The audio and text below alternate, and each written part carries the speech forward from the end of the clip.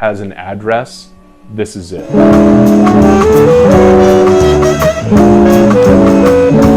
There she is. Hello. Welcome home. It's where people come together and of all walks of life, all colors, all stripes, and once you walk in the door, everyone's family.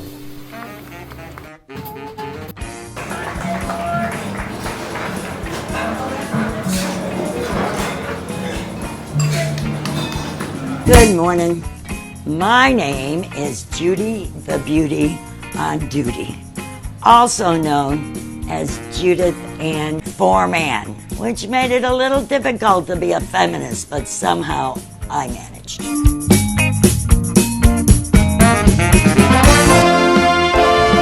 I was born in Strong Memorial Hospital in Rochester, New York in 1947. My dad was in the produce business. My mother was in the business of trying to get her children into a much more cultured area of Rochester. So every weekend, she drove my brother to the Eastman School of Music so he could get trumpet lessons. She did everything she could to make up for living way out in the sticks. We had migrant workers because we had apples, we had cherries, we had cucumbers, tomatoes.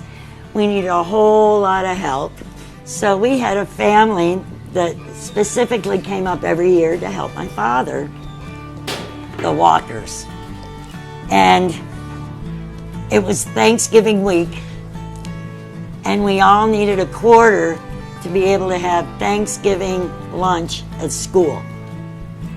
And my father gave every one of the Walker families a quarter so that they could have the same meal that everyone else in school was having. And that made such an impression on me.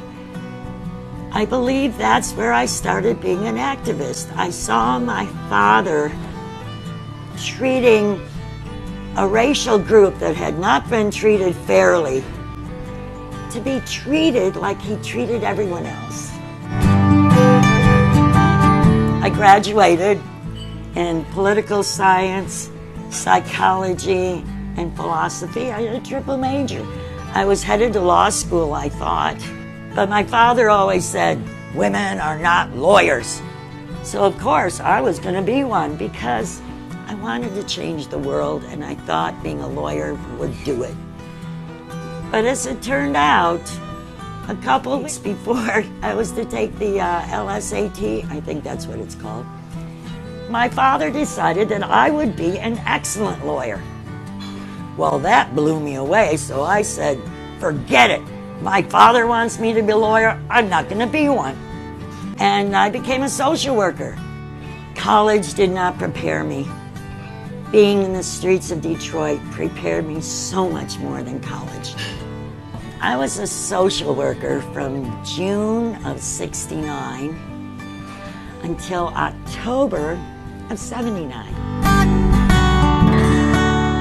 So she decided in 1979 that she wanted a break, wanted to get out of Detroit, and her hairdresser and her decided that they were going to move to San Diego. My friend, the hairdresser that I followed out here, his name is John. He picked me up at the airport, took me immediately to Black's Beach, where I got to see naked men running in the surf. And I said, Judy, I think you should live here. And she never could get a social work job. She started working in the neighborhood, washing dishes. Now, mind you, my father had always said, you should get a job washing dishes, because I wasn't ever good at it. So there I was washing dishes at the Big Kitchen, and Margaret came over to me after 45 minutes and said, you are the worst dishwasher I've ever seen. Have you ever been a waitress? And I lied and said yes. As a waitress, I've never been really good at it, but I understand I'm quite entertaining. Margaret, the manager, she was talking to, and one day, and she said, if you ever want to sell this place, I'd like to talk to you about it. And she looked at me and she said, "I'm letting you know." So I called home, and my sister Marcia answered, and I said, "Marcia, I want to buy the restaurant I'm working in. Do you think Dad would go along with this?" And she said, "Oh, no, never, never. Don't even ask him."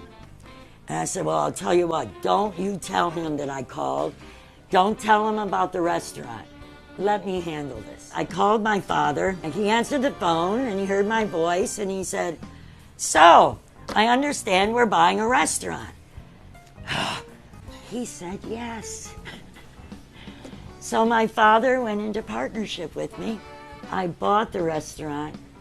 I bought it June 18th, 1980 at 5:30 in the afternoon. The whole night before I threw up. All night long, because I knew I didn't know what I was doing. But I learned fast. And we've now been in business 38 and a half years.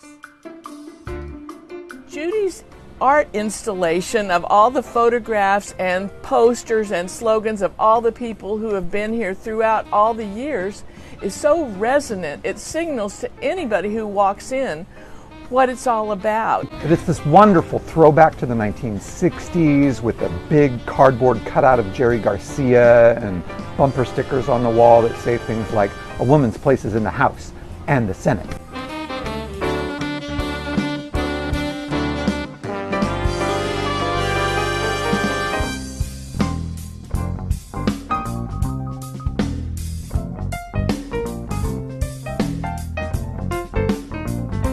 She helped Whoopi get started, produce some of her one-woman shows.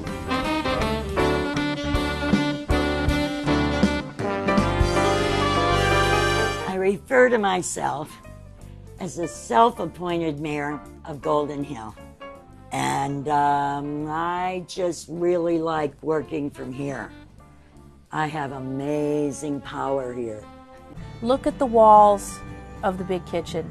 You are going to see people that she loved and adored that are no longer with us. She marched in the Gay Pride Parade, and nobody told her to do this, but she marched with an empty wheelchair to remember all the people who had died of AIDS.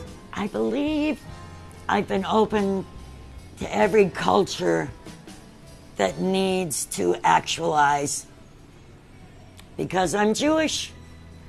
And I realized that in order for me to be safe, everyone in this world has to be safe.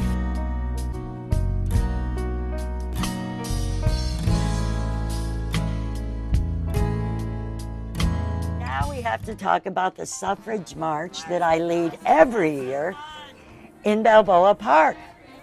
As you will notice on my menu when you come to the Big Kitchen, that the back page is a declaration of sentiments, which was written in 1848 in Seneca Falls, asking for women to have the right to vote, to own land, we weren't even asking for total equality, just let us start getting there. She shines. She's got her soul and her spirit really embody all that's good in a community like Golden Hill and San Diego. So that's what happens here in the Big Kitchen, is that microcosm. I mean, look around you. There's so many influences, varied influences, and learning to listen to one another, caring for one another, supporting and respecting one another for our differences of opinion is what we need to be doing as not just a community, but as a species.